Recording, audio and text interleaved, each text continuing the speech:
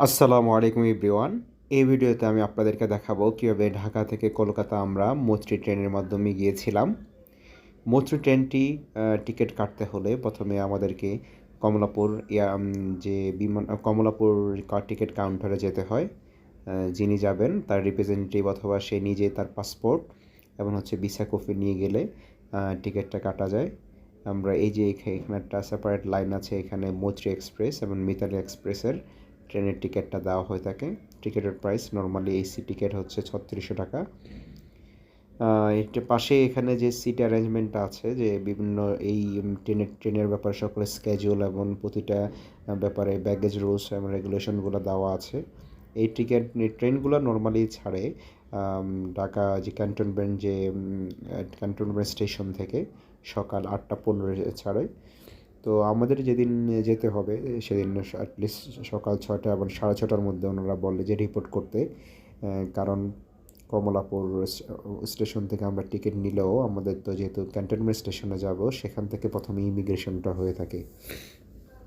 তো ইমিগ্রেশনের জন্য সেখানে নর্মালি ওনারা ব্যাগটা একটু স্ক্যানিংটা করে থাকে এবং বাংলাদেশ থেকে যে ইমিগ্রেশনটা আগে দর্শনা হতো, সেটা এখন ঢাকা যে ক্যান্টনমেন্ট যে ট্রেন স্টেশনটা আছে সেখান থেকে হয়ে থাকে।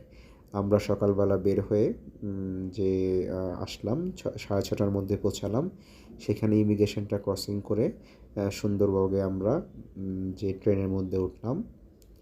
তো ট্রেনটি নর্মালি 8:15 সকাল মধ্যেই ছেড়ে দিল। তো আমরা এটার আসলে যে ট্রেনের রুটটা হয়ে থাকে, এটা ঢাকা থেকে টাঙ্গাইল, সিরাজগঞ্জ হয়ে এটা চুয়াডাঙ্গা হয়ে দর্শনা এবং ইন্ডিয়া গেদের যে বর্ডারটা আছে সেটা ক্রস করে আমরা নর্মালি কলকাতা পর্যন্ত যেয়ে থাকি। যাত্রাপথে আমরা দুটি সেতু পার করে থাকি, পদ্মা এবং যমুনা নদী নর্মালি আমরা ক্রস করে থাকি। আমরা তো এখনও তো যমুনা নদীর উপর দিয়ে ট্রেন যখন চলে নর্মালি স্পিডটা হয়ে থাকে অনেক কম। আমরা যে 5 কিলোমিটার যে দূরত্ব আমরা পার হতে অলমোস্ট 20 থেকে 25 মিনিট আমরা এই যে যমুনা নদী দিয়ে পার হচ্ছি।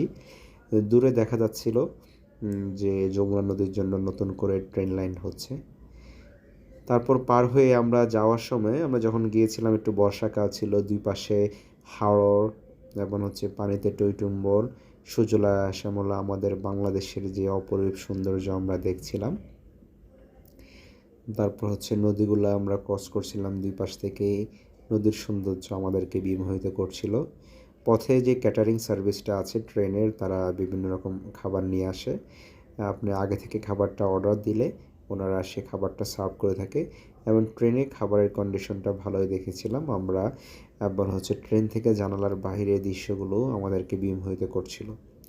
অ্যাবাউট 1 PM আমরা আসলে যে দর্শনা স্টেশন আছে সেখানে পৌঁছালাম।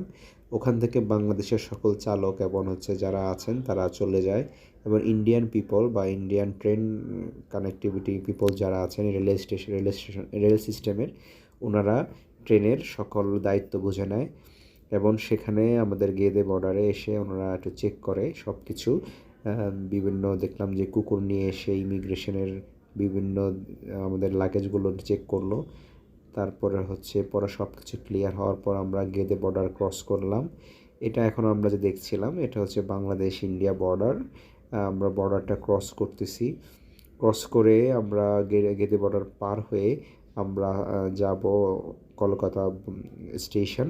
সেখানে কলকাতা স্টেশনে নর্মালি ফাইনাল যে ইমিগ্রেশন চেক আপ হয়ে থাকে সেটা কমপ্লিট হয়ে থাকে। নর্মালি বাংলাদেশ থেকে 8:15 এবং যদি আমরা রওনা দিই, আমরা কলকাতা স্টেশনে পৌঁছাতে অ্যাবাউট 4 PM হয়ে থাকে এবং ট্রেনটি যথেষ্ট কমফোর্টেবল।